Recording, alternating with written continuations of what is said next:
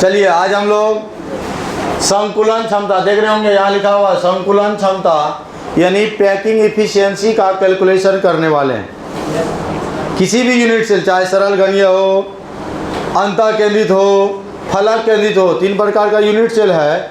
इन तीनों यूनिट सेलों में समझ जाओगे अच्छे से। जो लोग कम समझे होंगे दोबारा एक बार समझने का कोशिश कीजिए। सरल घनीय हो, अंतः केंद्रित हो, फलक केंद्रित हो, इनमें संकुलन क्षमता निकालने के लिए कहेगा। अगर आप चाहते हैं हमको 5 नंबर मिल जाए बोर्ड के एग्ज़ाम में, इनको बड़ा अच्छा से समझिएगा। और जो लोग को मान लिया जाए यहाँ पर अगर प्रॉब्लम है तो आप हमको बताइएगा कि सर ये सब प्रॉब्लम है। सबसे पहले नाम है फलक केंद्रित। तो भैया मैंने आपको बताया था फलक केंद्रित का मतलब परमाणु उसमें होता है केवल कोना पर, कोने के अलावा सभी फलक पर।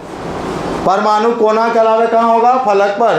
तो हमने एक यूनिट सेल बनाया, देखो ये यूनिट सेल है और इसमें परमाणु ये कोना है, तो परमाणु हमने कोना पर दे दिया और कोना के अलावा ये फलक पर परमाणु दे दिया। अब कुल परमाणु अगर निकालेंगे तो कुल परमाणु निकालने के लिए सबसे पहले मेरे को कोना और फलक के परमाणु का योगदान निकालना होगा।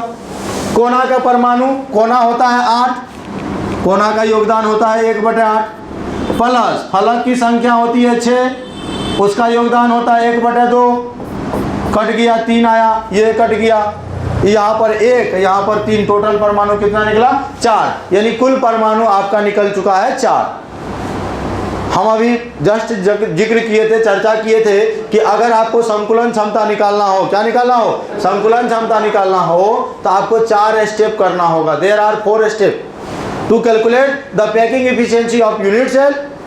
First is find the total number of atoms, और हिंदी में बोलते हैं कुल परमाणु की संख्या निकालिए। दूसरा काम ए और आर में संबंध निकालिए, और तीसरा यूनिट सेल का आयतन निकालो, और चौथा आपका संकुलन क्षमता के फॉर्मूला पर बैठा दीजिए। ठीक है, हमने लिखा है जो परमाणु यूनिट सेल के कोना पर और फलक पर रहता है वो एक दूसरे को टच कर रहा है। टच मतलब स्पर्श करता है, जैसा हमने आपको फिगर में दिखाया। देखिए परमाणु टच कर रहा है कि नहीं कर रहा है? कर रहा है। और बचपन से आप पढ़ते आए हैं कि यह कोई अगर परमाणु है तो परमाणु के बीच में केंद्र होगा और केंद्र से परिधि की दूरी को त्रिज्या यानी आर कहते हैं। तो यहाँ से यहाँ तक की लंबाई आर। देखो भैया क्या कर दिए, एक विकर्ण हो गया, यह भुजा आपका ए, यह भी ए, यह निकालना है। यह विकर्ण है, फलक विकर्ण है, तो निकाल दिए AB² बराबर AC² जो BC²। AB का मान है भाई BC का मान है आपका A² AC का मान है A² दोनों को जोड़ दिए √2 हो गया। AB² बराबर 2A² हो गया। इधर से स्क्वायर को हटाओगे, इधर आपका रूट आएगा, तो आपका AB बराबर हो गया √2a, यानी यहाँ से यहाँ तक की लंबाई आपका निकल गया √2a। अब रिलेशन आएगा ए और आर में संबंध वाला। तो देखो भैया यहाँ से यहाँ तक की लंबाई आपने √2a निकाल दिया, तो यहाँ होगा R R R R, total 4R। कितना R? R त्रिज्या है, ए है किनारे की लंबाई, तो भैया ए और आर में संबंध निकाल दिए। √2a बराबर R plus R plus R plus R, 4R को जोड़ दिए, तो भैया √2a बराबर हो गया 4R। √2a बराबर क्या हो गया? 4R।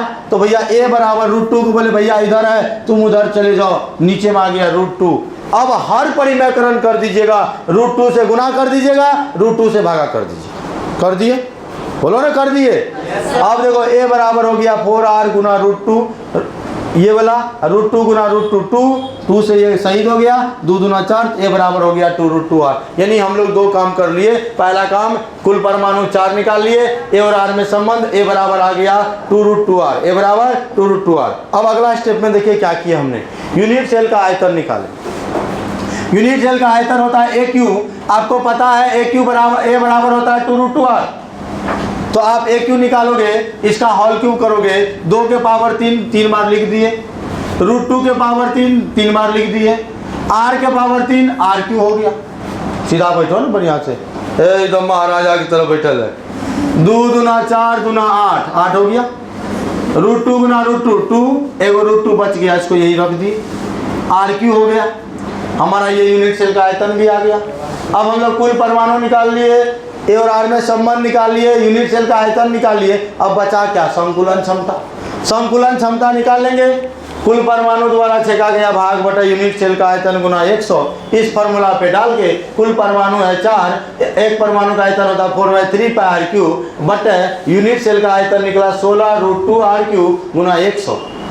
4 चौके 16 पाई r क्यूब बटे ये 3, इसके बटे में कुछ नहीं, 1 लिख दिए। अब इसको अगला स्टेप में उल्टाए, 1 ये 16 शहीद हो गया, r क्यूब कैंसिल हो गया और कुछ कैंसिल होने वाला नहीं है। ऊपर का ये पाई बचा, यहाँ पर 100 बचा, नीचे में 3 बचा, यहाँ पर √2 बचा। पाई का मान रख दिए 3.14, √2 के मान रख दिए 1.414, सबको कैलकुलेट कर दिया, आपका आया 74%। बहुत ही आसान है, बस 4 स्टेप करना है। कुल परमाणु निकालो, ए और आर में संबंध निकालो, यूनिट सेल का आयतन निकालो और संकुलन क्षमता के फॉर्मूला पर बैठा दो। भैया कुछ नहीं करना है, आपको यही में दिक्कत होगा, बहुत होगा तो ये निकालने में दिक्कत है, इसको भूल जाओ। भूल गए? कौन भूल गए? अब देखिए कुछ नहीं करना। 3 यूनिट सेल, पहला बताए थे सरल घनीय, दूसरा बताए थे अंतः केंद्रित, तीसरा बताया गया था फलक केंद्रित, इसमें बताए थे a बराबर 2r, इसमें बताए थे a बराबर 4r/√3 है, इसमें बताए थे a बराबर 2√2r। सबका बस ये याद रख लो, MTR कर लो, इसको मारो टोटल रट्टा, इसको रट लो। नहीं भी पता है तो इसमें कुल परमाणु 1, इसमें 2, इसमें 4, मजा आ जाएगा।